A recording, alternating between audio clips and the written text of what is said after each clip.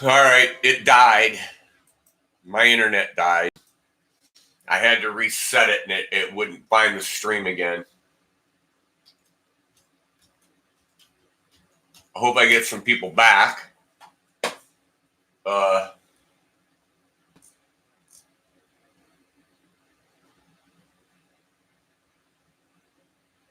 got one person, two people. My internet died. It's a bad day outside. It's really crappy weather. I was having trouble earlier this morning. I thought I was going to be okay, but I could lose the stream at any minute. I thought I was going to be okay.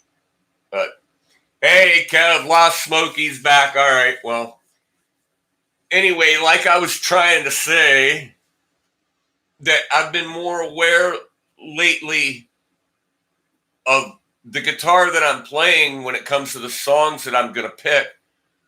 Lost Smoke, I perform with the guitar I'm comfortable with, but have been criticized by a couple of musicians for not playing guitars used on the original recording. I've never been criticized for it, but I'm aware in my mind that I'm not getting the sound that I like the song for in the first place. And I realize once you throw on a booster, an overdrive, some delay, some chorus, then it becomes maybe less and less of an issue. But when you're not a high gain player like me, who doesn't use a lot of gain, it's a bigger issue if you don't have like the right pickups. If you don't have the right pickups, it becomes a bigger issue. And I just wonder what some of you guys think. I went through a lot of this already for 15 minutes or so in the first go around of this live stream. And Rick was here, Rick Romanelli was here, and he has lots of guitars, and he plays a lot of Telecasters. He plays a ton of them. But he also has those semi-hollow body guitars like that Epiphone that he's been playing. He's got the Gretches. He's also, I've seen him play Les Pauls, Stratocasters. So, he's playing a variety of guitars.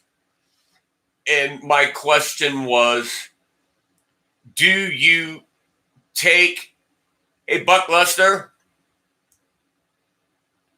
Yeah, at the end of the day, if you could take a Stratocaster, a Telecaster, and a Les Paul, you'd have everything covered. Or an SG. A Les Paul or an SG, either one. And like I said, we backed off Leonard Skinner altogether, even though Steve Gaines played a Stratocaster a lot of times and Ed King played a Strat. Leonard Skinner was known more for them playing humbucker guitars, and so were a lot of the other Southern rock bands. They played Les Paul, the Outlaws, Charlie Daniels. All those bands, they played Les Pauls. ZZ Top. Usually, especially in the beginning, it nowadays it doesn't matter what Billy Gibbons plays. I don't think, at some point it has become irrelevant. But did Stevie Ray Vaughan become what he was on an SG? Could he have done that?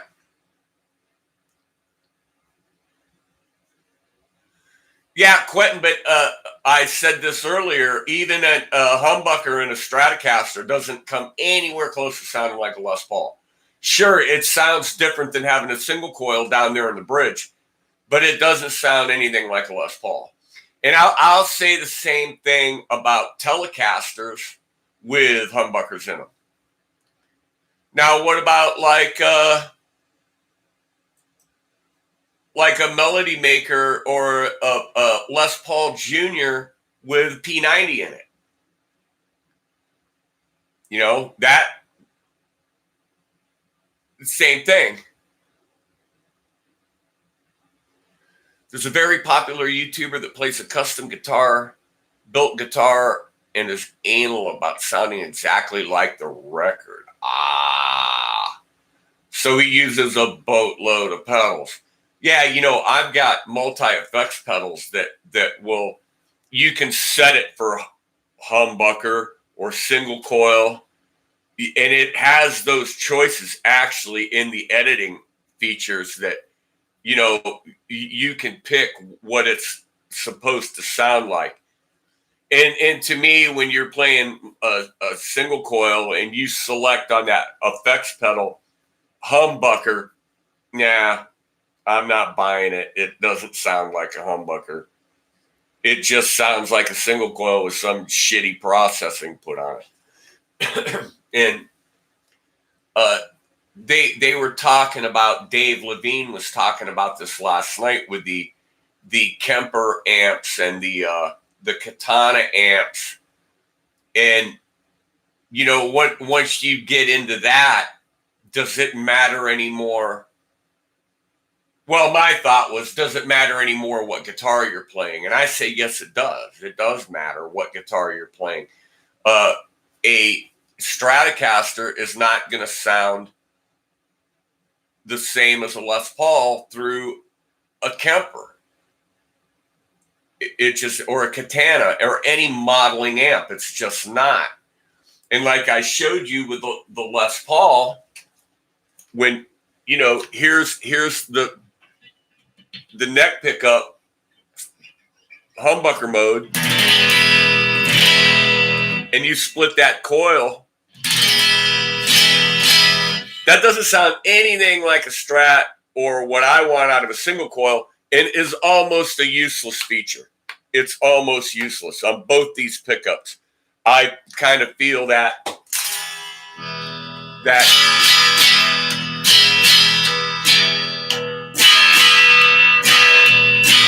coil split on this Les Paul, I have never, ever found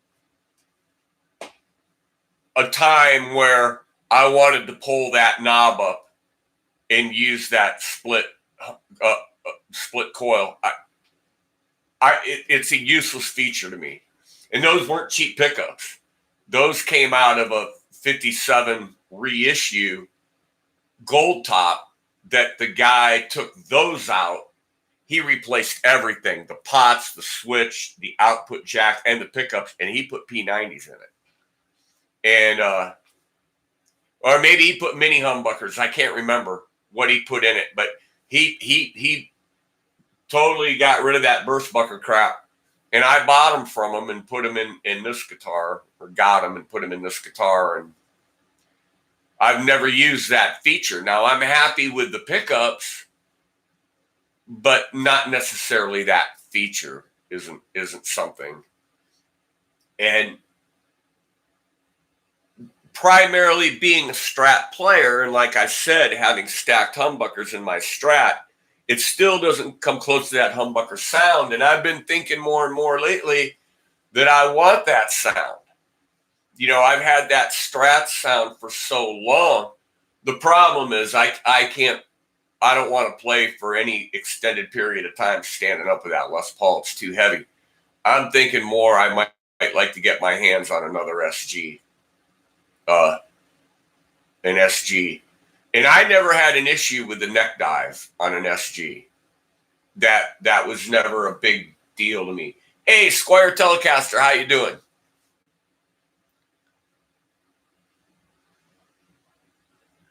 Squire, I can say that about any guitar. A Les Paul inspires me, or a shorter scale neck inspires me to play different, as does I play different on a Stratocaster than I do a Telecaster. I'm not a dive bomber, but I heavily rely on the whammy bar for my technique, because I use it for the tremolo feature. And it's an important part of the way I play.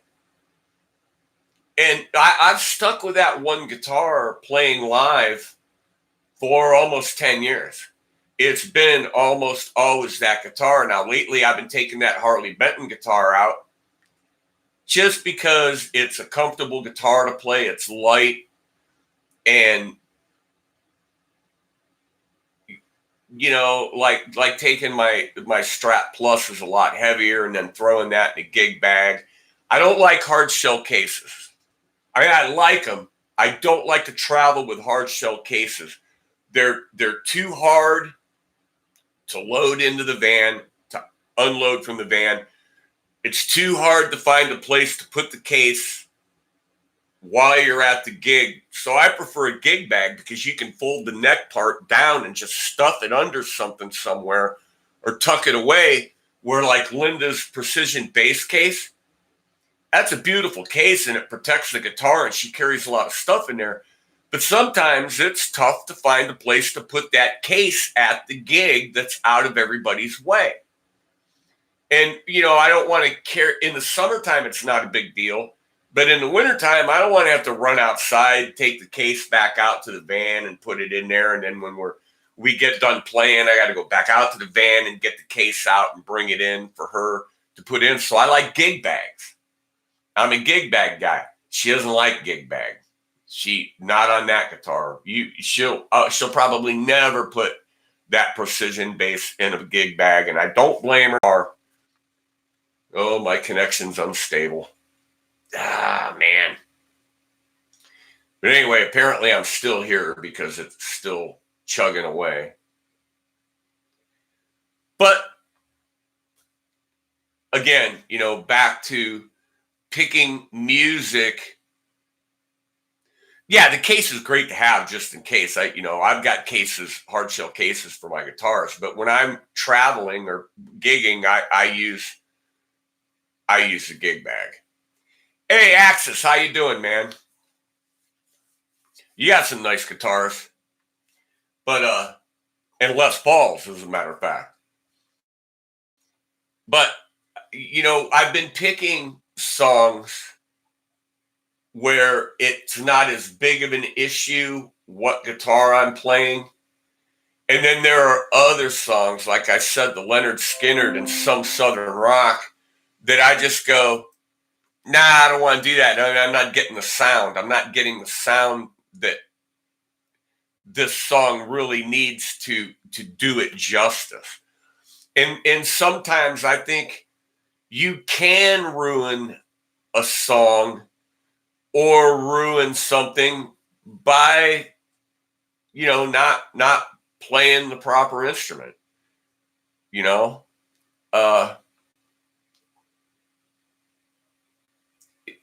It might be a moot point, it might be stupid, but it's what I think. My budget axe collection, dude, I know right where you're coming from. I didn't watch it yet, but I saw that you posted the Glary videos, and I wasn't surprised because you had brought that up the other day in a comment about the cheaper guitars, and I kind of slammed them a little bit, but no, I'm not slamming them because like I said, I play that Harley Benton all the time. Lately I've been playing it more than my Stratocaster, than my Fender, and it's just a convenience thing. It's my Strat needs restrung again, and that's the other thing. We dropped to E flat tuning. We're trying that. So I'm going to throw some 10s onto the Harley Benton and see if we like that before, like I go and put 10s on my Strat. On that Harley Benton, it's not as big of a deal. On my Strat's pretty finicky. And if I go from 9s to 10s, I got to mess with the tremolo a little bit to get it where I want it. You wouldn't think it's much, but it's enough that it doesn't do what I want it to do if I switch gauges.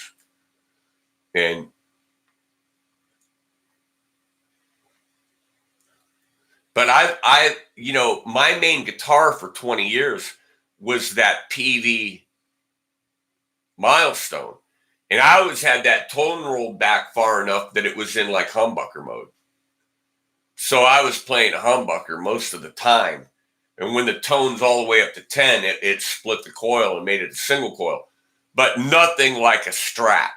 never that thin or that bright. I've played around with a mandolin. I'm not a mandolin player by any stretch. I know mandolin players. Anybody that plays banjo usually plays mandolin too. Everybody I know that's a banjo player also plays the mandolin, and usually the fiddle. They fiddled around with a fiddle. And I like messing around with a banjo. Once you get some chords and stuff figured out. But I can't roll my fingers anymore because of spinal cord issues and arthritis. I can't roll my fingers like that anymore effectively enough to do it. So I'm pretty much stuck flat picking with some hybrid picking with these two fingers. I'm not a finger picker anymore. It's too tough. It's a real struggle for me to finger pick.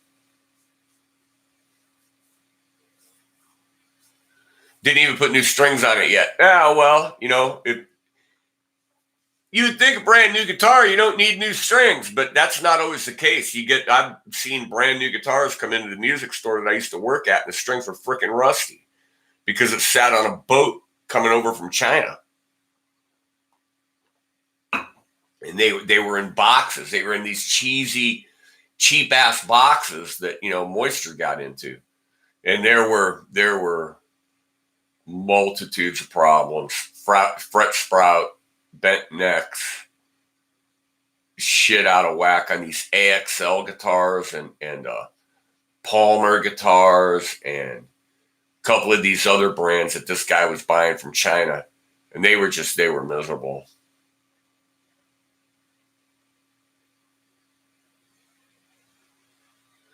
Get a ride with a neck needing a shim. Wow. See, that would upset me. Not because I can't do it, just because when it's brand new, it should be like usable from that point. And if it should at least be usable to where you shouldn't have to do that. And had to file a couple frets. Wow. That's not too bad.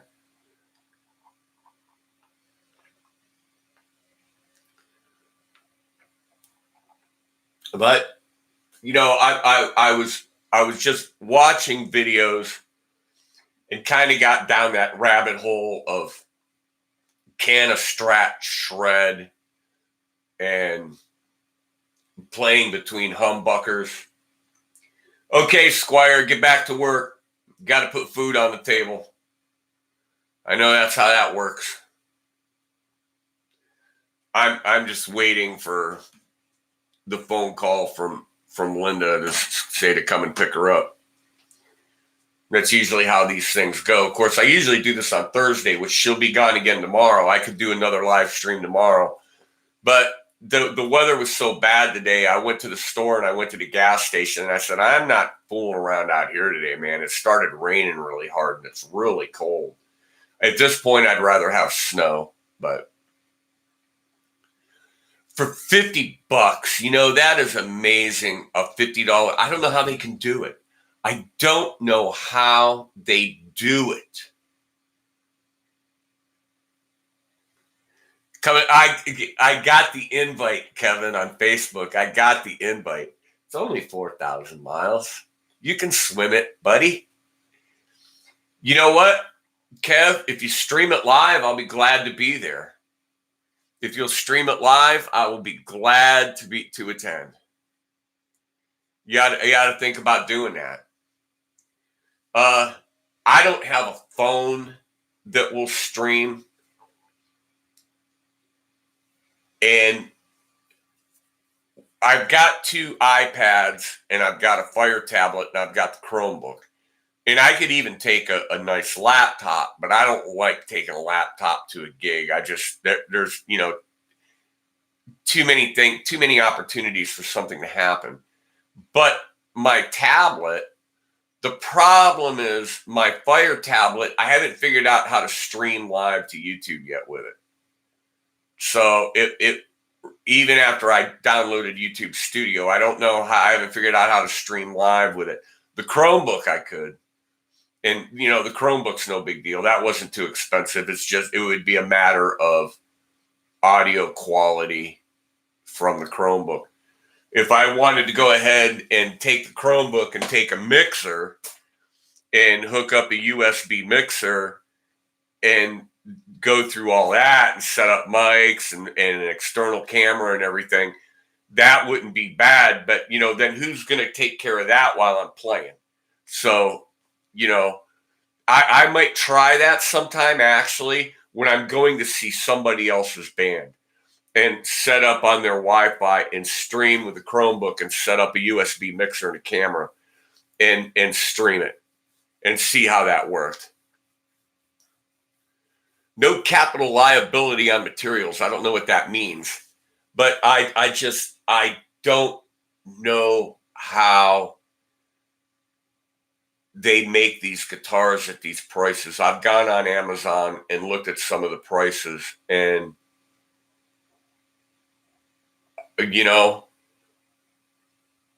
25 years ago, I wish I could have got that kind of guitar at that kind of price. Because if you went and bought a $50 or $60 guitar 20 years ago, you got an absolute unplayable, worthless piece of crap that there's no way you were going to gig on it unless you were really, really brave. It just wasn't going to happen. And to playing live and being in a band, there is a certain level of guitar that I want to keep it at. Now, I suppose, I could buy one of those Firefly ES335s. I've seen a couple people review those. Even Rick Romanelli worked on one and said, it wasn't all that bad.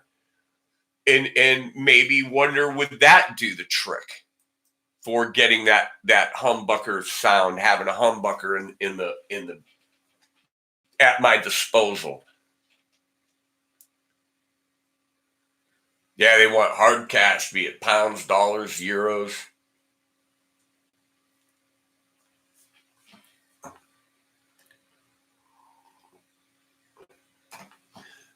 When they filled prior contracts, the material got paid for then. All right. So they're like using up extra stuff that they pilfered from that other people have paid for.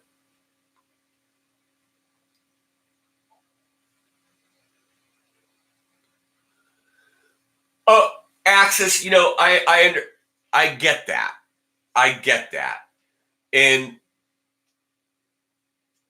in 1978, I was playing a Fender Duo Sonic.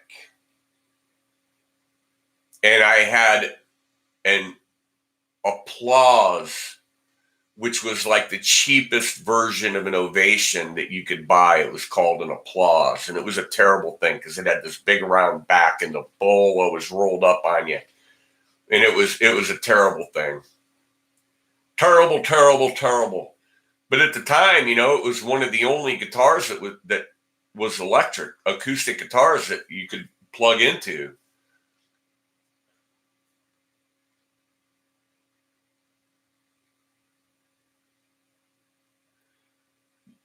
Here's my Christmas lights. There you go, evil. There's my Christmas lights. Ha ha. You're a holiday guy. You like holidays. You like Halloween. I'm surprised you didn't dress up like a turkey for Thanksgiving. Or did you, and I missed it? Well, okay. Prior to that, I had Tyscos and Decas and Harmonies and stuff like that and Silvertones.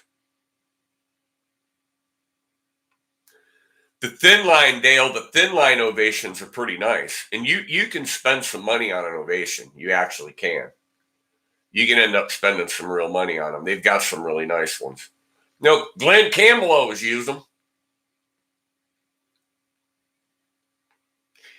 But I guess I've kind of lost my original point is gone. Can you play anything on a Stratocaster and do it justice that, say, had been recorded with Les Paul? I used to say yes, but I'm starting to go, you know, and I can't pick one off the bat other than Leonard Skinner, but I don't want to do the stuff because I don't think we're getting the sound. And we do more country now than anything, so the Strat or a Telly is fine. But we're also doing more rock than we used to, as opposed to like 60s or 70s pop. So I'm playing Blue Oyster Cult, you know, ETI or Burning for You on a Stratocaster. You know, and I'm a little self-conscious about it because I'd rather be playing it on a Flying V or that weird Gibson guitar, that Futura thing that Buck Dharma had, Donald Rozier had for a few years there in Blue Oyster Cult when he wore the gold suit.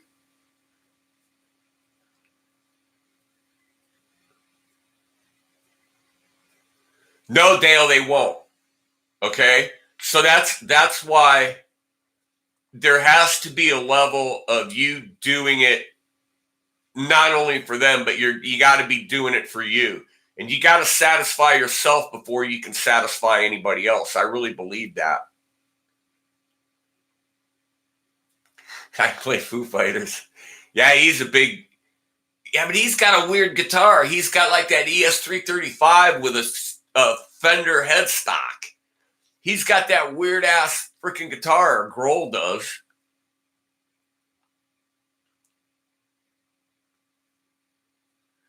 Kiss don't sound right, full stop. What do you mean?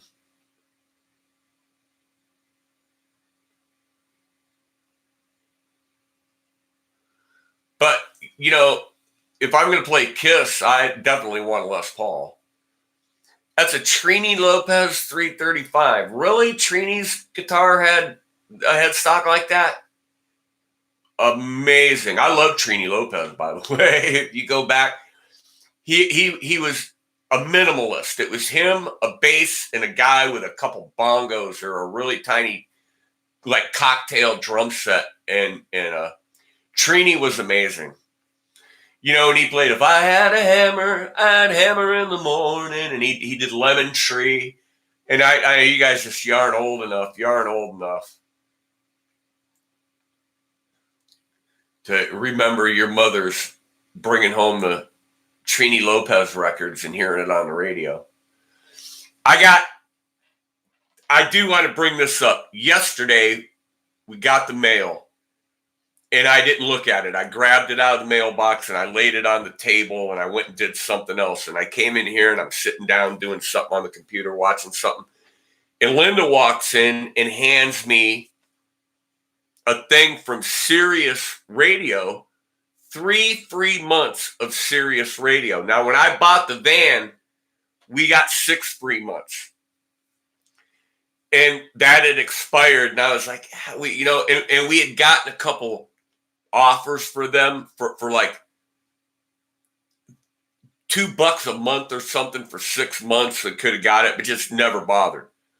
I got 3 free months of Sirius. So I activated it. Now I went out to the van and I went through the shit and went online and went through the shit and activated it. And activated my Sirius Radio. And there is a channel, I think it's channel 21 on Sirius Radio, that's called Little Steven's Underground Garage. And it's Steven Van Zandt from, The Sopranos and the Bruce Springsteen band and the Disciples of Soul and everything that little Steven Van Zandt's done. And this is his radio show.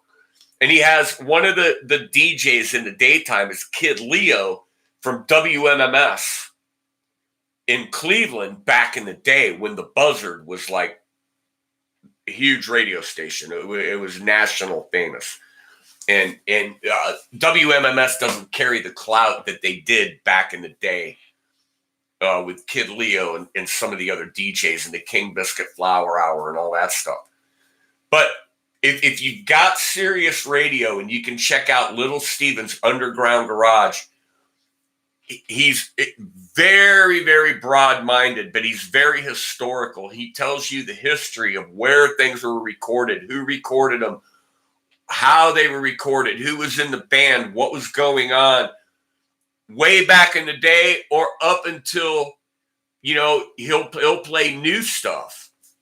And it's a really, really good Sirius Radio's channel is Little Steven's Underground Garage. I think a lot of you guys that are of the age group closer to me would really enjoy it. Well, I've never played any Scorpions really, but Shanker, he had that black and white Flying V. No, you didn't. When your dad played on the BBC.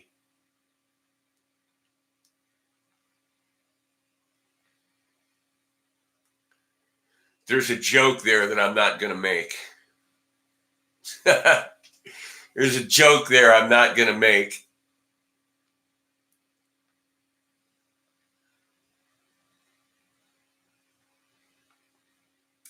Yeah, if you guys haven't subscribed to Moot, go over there and Axis 2084. Go subscribe.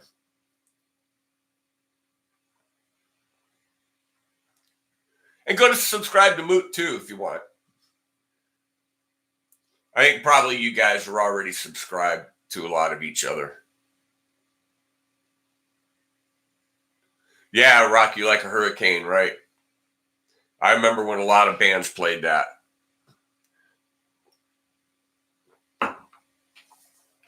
See, that time, when the 80s hit,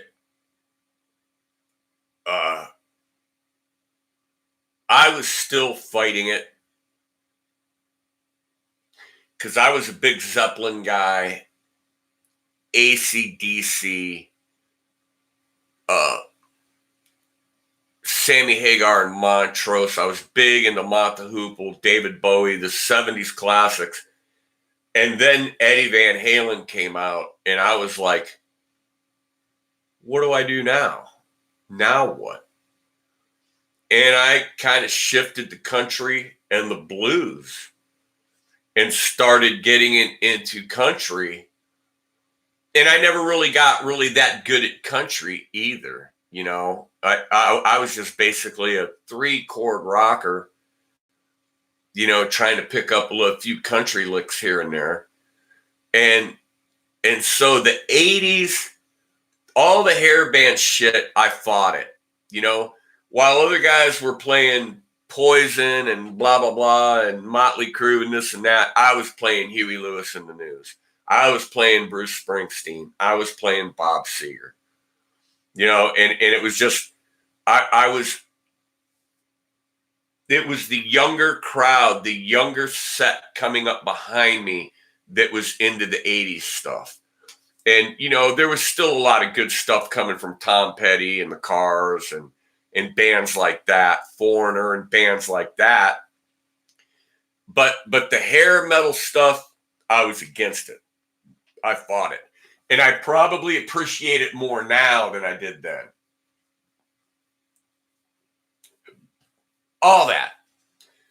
Peter Gabriel, Talking Heads. Yeah, well, I was all over the place, with the exception of the hair metal. Now, but then on the other hand, I did do a limited amount of Van Halen off that first record. And I even played Jump for a while in a band that had a keyboard player that the guy could handle the keyboard part. But the minute that guy was gone, the song was done, and it never got played again. 35 Judas Priest songs. Oh, wow. I played in a couple bands that covered some Priest. And actually, at that time, I was a bass player. I was playing bass. I remember playing the bass on Breaking the Law and a couple other things. See, I always liked the Police, but we couldn't sing. We couldn't sing Sting. Couldn't sing Sting. I couldn't sing Sting. So that was limited also.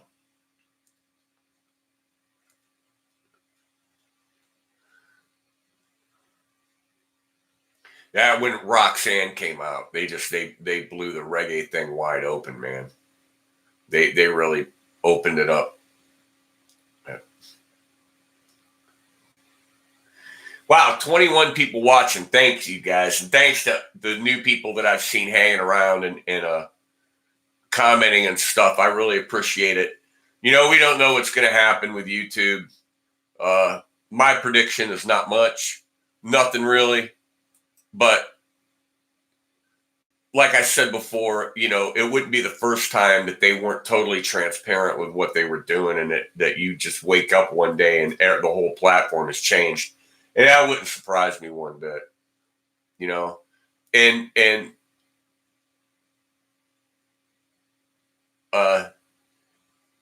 there are channels out there that are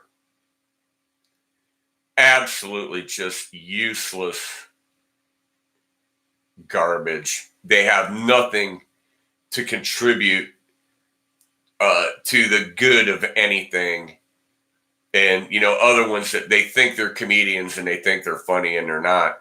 And the people that make a channel to just view and comment, there's nothing wrong with that. You don't have to have content on your channel. No content is better than bad content. There's nothing more frustrating than click on a video and find out that you're totally wasting your time on something that is just ignorant or not funny or in bad taste. It just there's nothing worse than that. But so who knows what's going to happen? He's in the night. I'd die for you. Well, strangers in the night. That was Frank Sinatra. Strangers in the night. I'd die for you. That's familiar. Crocus. Come on, enough about me. No, Kev, I can't accuse you of that. I haven't seen you do of course, the weather's probably not conducive, but I haven't seen you do a bike ride in a while.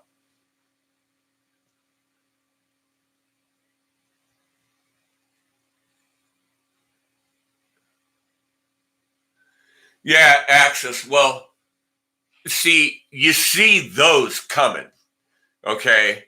You see those coming. You know who those guys are. I just don't bother because it's all redundant. I've already seen it all before. And, after the 20th time you hear a joke, right, it's not funny anymore or it's not as funny.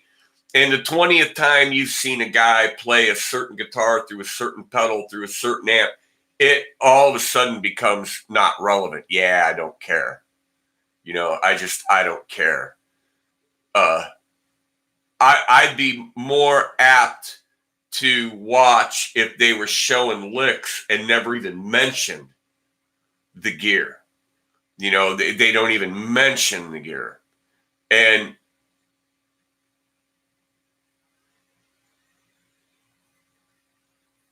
"19" in my picture to the right. It's to the left of me. Or you're not talking about the thumbnail, your channel icon. I don't think I owned a camera until I was like 47. There are no pictures of me when I was young. They're just very few and far between. Nobody had cameras. I don't know why. Or I just wasn't around people that had a camera. My mother's got a few pictures of me when I was little, but there aren't that many. But from 50 on, there's a shitload. I got hard drives full of them. And once me and Linda started the band, I got tons and tons and tons of pictures. I was going through this flash drive the other day from 2014 and 2015 gigs, and what a difference. I should do a comparison of when we first started out and where we're at now, and do a gig comparison. That might be interesting. Might be. Might not be when I knock over.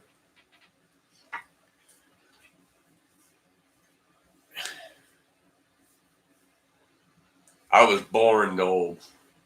Yeah, evil. Yeah, crow shit me on a stump. As an old man. I cut my hair. I've had people that don't recognize me.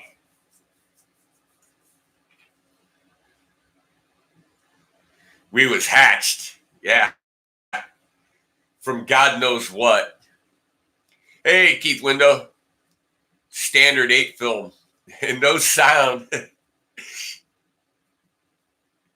Yeah, Cam, the biggest thing, hi Dave, the biggest thing was getting the film developed. It really was.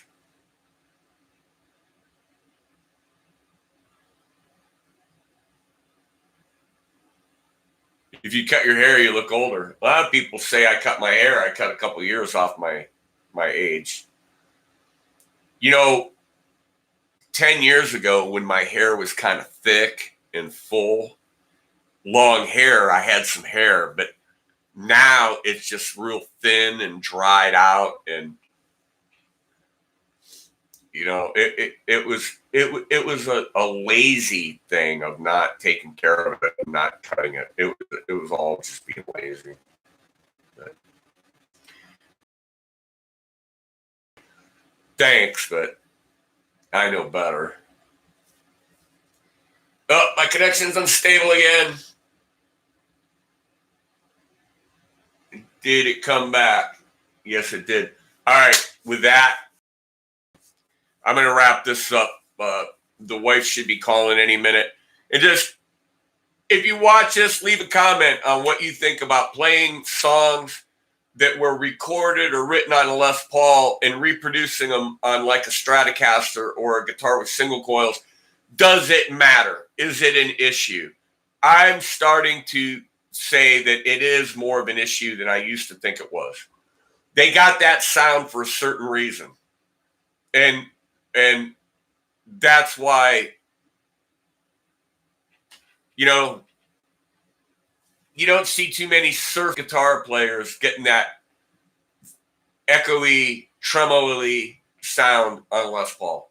So, all right, guys, with that being said, thanks everybody for stopping in.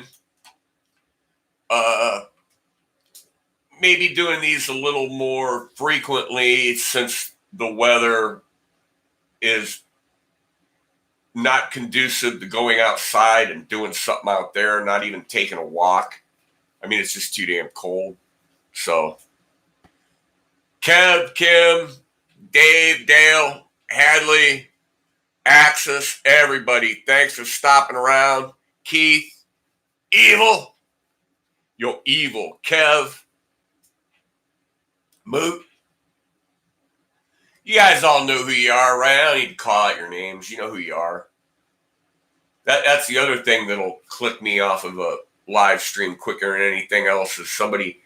We have I see Billy and Tommy and Joey and, Spike. Hey, you lurker. All right, guys. That's it. I'm out of here. Catch y'all later. Thanks again, everybody. Have a good evening, good afternoon, good morning, whatever the case may be.